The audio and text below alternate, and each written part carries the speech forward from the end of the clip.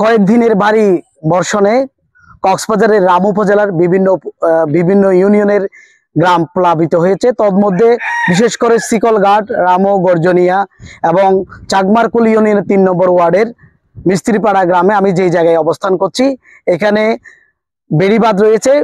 কয়েকদিনের বৃষ্টিতে বেড়িবাঁধে ভেঙে মানুষের ঘরবাড়ি ডুবো ডুবো অবস্থায় রয়েছে।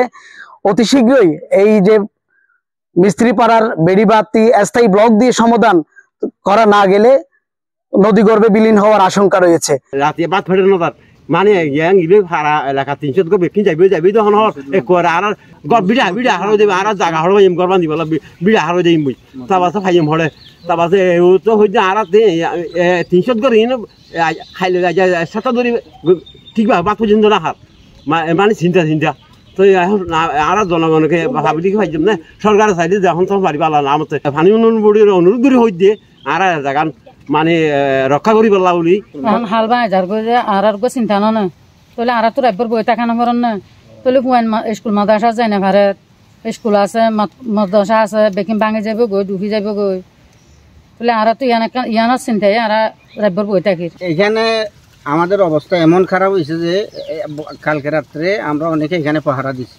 বলতে গেলে আমরা এমন ঝুঁকির মধ্যে আছি যে কোনো মুহূর্তে বেড়িবাঁধ ভেঙে গেলে এখানে স্কুল আছে, সরকারি প্রাথমিক বিদ্যালয় আছে, মাদ্রাসা আছে 2-3টা, নুরানি মাদ্রাসা আছে, মসজিদ আছে 4-5টা, মানে খুবই খারাপ অবস্থা।